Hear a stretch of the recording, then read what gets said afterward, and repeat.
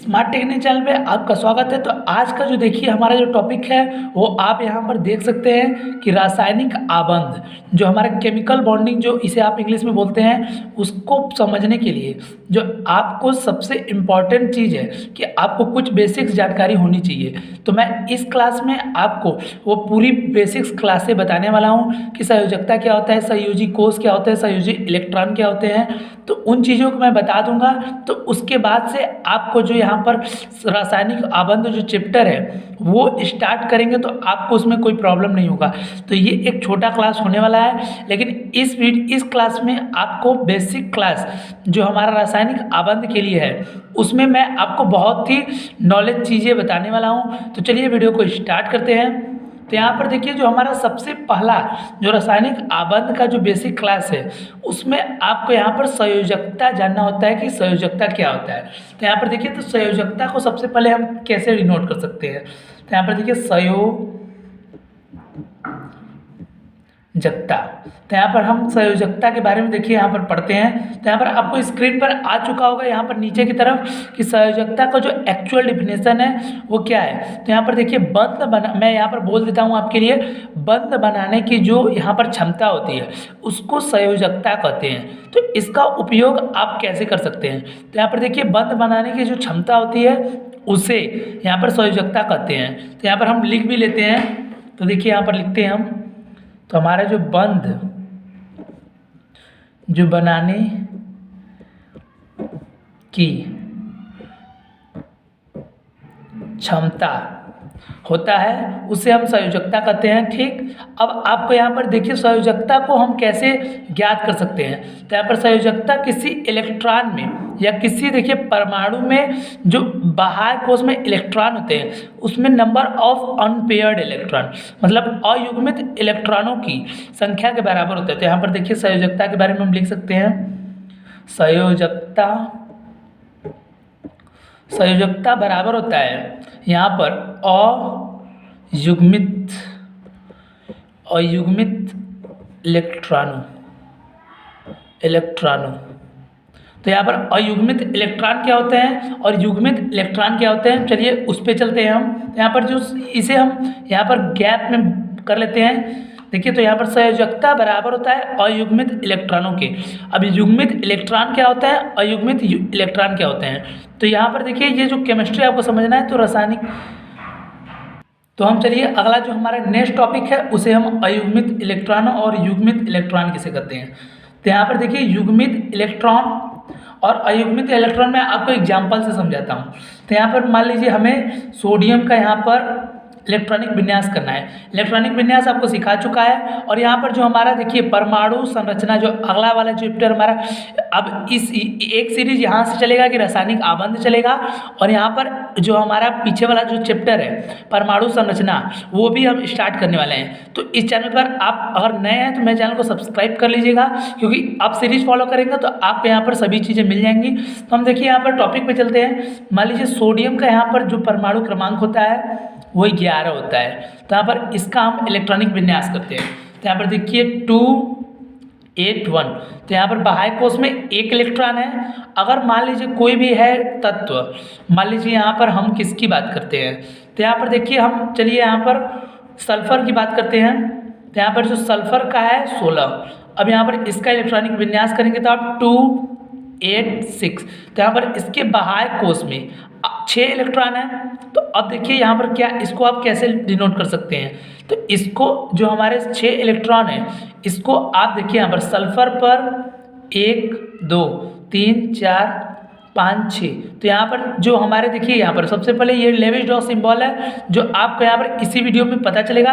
बाह्य कोश में 6 इलेक्ट्रॉन है। तो यहाँ पर देखिए जो ये पेयर्ड इलेक्ट्रॉन है, यहाँ पर जो ये पेयर्ड इलेक्ट्रॉन है, अगर 6 इलेक्ट्रॉन है तो देखिए कैसे भरा जाता है। पहले यहाँ पर देखिए एक झलक दिखा देते हैं लेविस डॉट सिंबल की। पहले यहाँ पर 4 इलेक्ट्रॉन को भरा जाता है, फिर यहाँ पर 2 इलेक्ट्रॉन। तो यहाँ पर जो देखिए ये जो 2 इलेक्ट्रॉन है बाह्य कोश में 6 इलेक्ट्रॉन, ये 6 इलेक्ट्रॉन पूरे हो गए। अब देखिए यहाँ पर ये जो युग्मित इलेक्ट्रॉन है, ये दोनों इलेक्ट्रॉन्स को आप युग्मित इलेक्ट्रॉन बोलते हैं। तो यहाँ पर देखिए युग्मित इलेक्ट्रॉन आपको क्लियर हो गया होगा।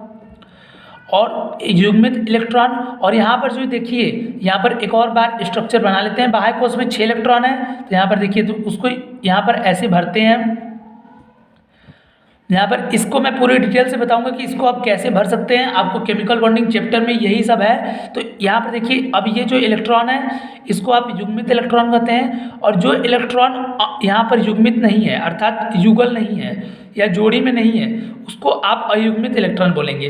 तो इसमें आप लिख सकते हैं कि युग्मित इलेक्ट्रॉनों की संख्या, यहाँ पर युग्मित इलेक्ट्रॉनों की जो संख्या है, यहाँ पर युग्मित इलेक्ट्रॉनों की जो संख्या है वो 2 है, और यहाँ पर अयुग्मित इलेक्ट्रॉन भी, यहाँ पर देखिए युग्मित इलेक्ट्रॉन आपको 2 तो 4 हो गए, और यहाँ पर अयुग्मित जो इलेक्ट्रॉन है वो यहाँ पर 2 हो गए। तो आपको यहाँ पर पता चल गया होगा कि युग्मित इलेक्ट्रॉन और अयुग्मित इलेक्ट्रॉन क्या होते हैं। तो इन दोनों के पेयर को आप यहाँ पर देखिए, इन दोनों के पेयर को आप युग्मित बोलते हैं। तो हम यहाँ पे लिख लेते हैं, ठीक है। तो इन दोनों की जो पेयर है इसको आप युग्मित बोलेंगे, और इन दोनों का जो पेयर है इन दोनों को आप अयुग्मित बोलेंगे। तो यहाँ पर आपको अयुग्मित इलेक्ट्रॉन और युग्मित इलेक्ट्रॉन पता चल गया होगा।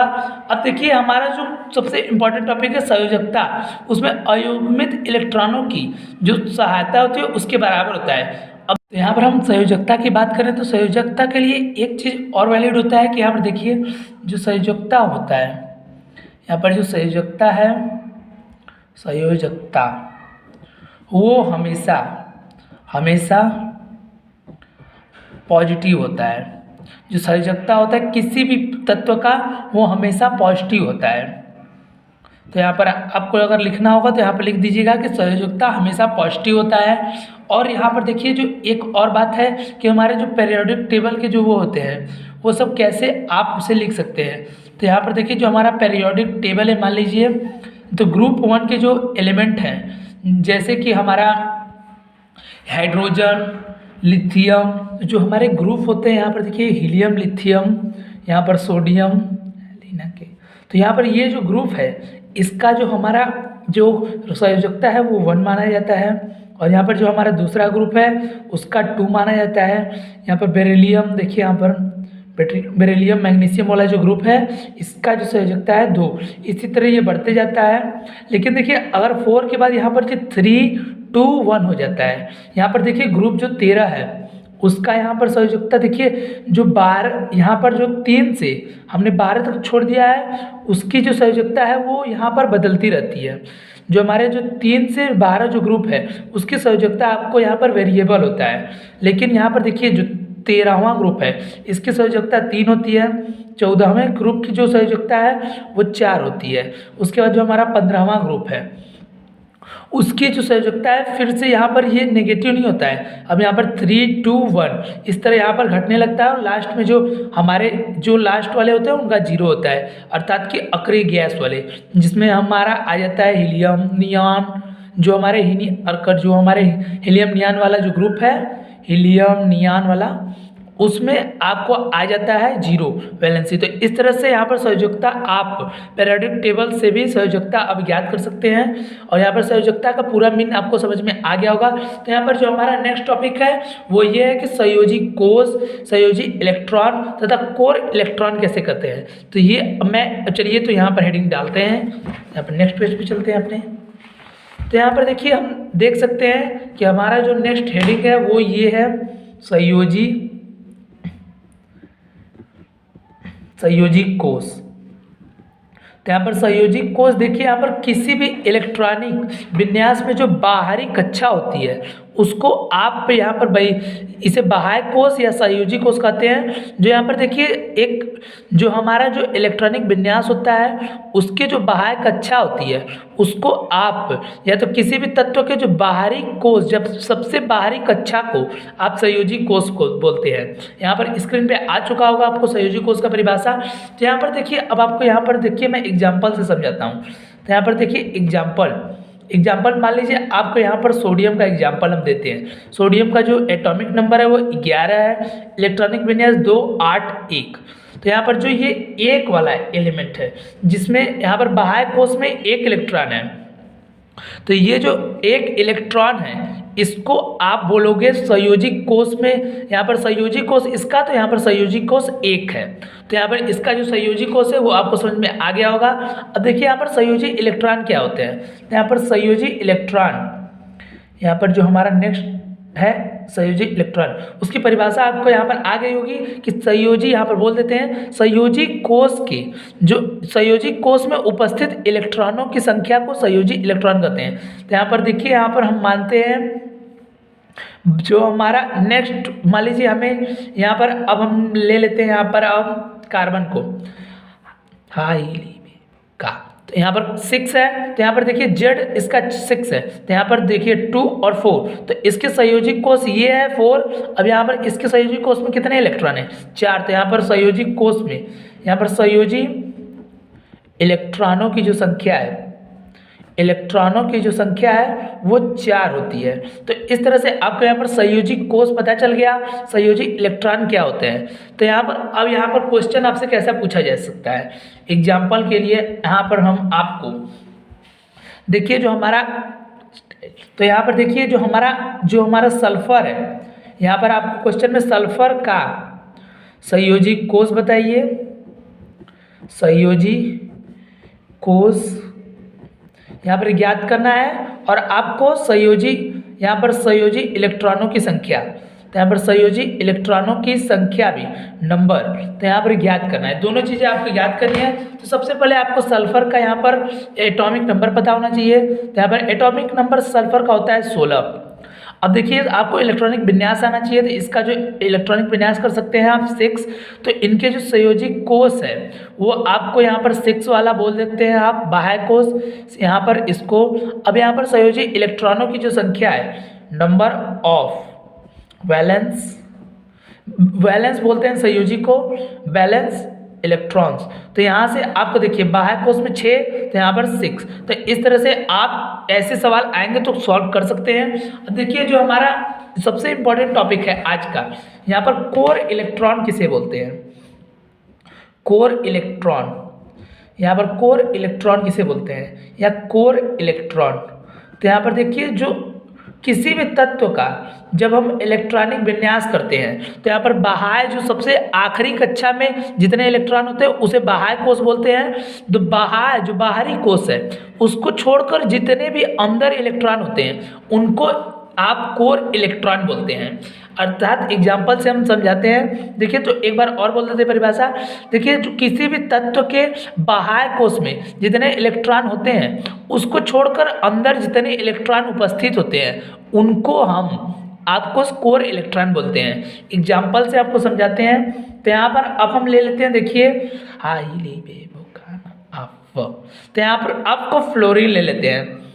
तो यहाँ पर फ्लोरीन का देखिए यहाँ पर जेड एटॉमिक नंबर 9 है। अब आपको इसका इलेक्ट्रॉनिक विन्यास करना है 2-7। तो यहाँ पर 2-7 हो गया। अब देखिए यहाँ पर जो बाह्य कोष है इसके, तो यहाँ पर कोर इलेक्ट्रॉन, यहाँ पर ये हो गया वैलेंस। तो यहाँ पर संयोजी इलेक्ट्रॉनों की संख्या हो गई 7, और यहाँ पर ये जो 2 है ये आपको कोर इलेक्ट्रॉनों की संख्या हो गई। तो कोर इलेक्ट्रॉनों की संख्या हो गई। तो यहाँ पर देखिए जो हमने पूरा इसमें क्या क्या पढ़ लिया, संयोजकता हमने बंध बनाने की क्षमता को संयोजकता कहते हैं। अब आपको उसके बाद हमने आपको पीरियोडिक टेबल में देखिए 1 का 1 होता है संयोजकता, 2 का 2, और यहाँ पर संयोजकता बराबर होता है इलेक्ट्रॉन विन्यास के या अयुग्मित इलेक्ट्रॉनों की संख्या के। यहाँ पर संयोजकता का और हमारा जो यहाँ पर हम लिस्ट बना लेते हैं कि हमने इस वीडियो में क्या क्या कवर किया है। तो यहाँ पर हम एक लिस्ट बना लेते हैं। तो देखिए यहाँ पर संयोजकता को क्या कहते हैं हमारा, तो यहाँ पर आपको लिस्ट आ चुका है। देखिए तो यहाँ पर संयोजकता बराबर होता है अयुग्मित इलेक्ट्रॉनों की संख्या के, अयुग्मित इलेक्ट्रॉनों की संख्या के, और यहाँ पर आपको इलेक्ट्रॉनों की संख्या के सहयोगिता कभी यहाँ पर ऋणावेशित नहीं हो सकता है। संयोजी कोष किसी भी तत्व के बाहरी कोष में जितने इलेक्ट्रॉन होते हैं, बाहरी कक्षक को, सबसे बाहरी कक्षक को यहाँ पर संयोजी कोष कहते हैं। संयोजी कोष में उपस्थित इलेक्ट्रॉनों को आप संयोजी इलेक्ट्रॉन बोलते हैं। और संयोजी कोष के इलेक्ट्रॉनों को छोड़कर जितने भी तत्वों के अंदर इलेक्ट्रॉन होते हैं उन्हें कोर इलेक्ट्रॉन बोलते हैं। तो पूरा मैंने समरी दे दिया जो जो मैंने आज पढ़ाया।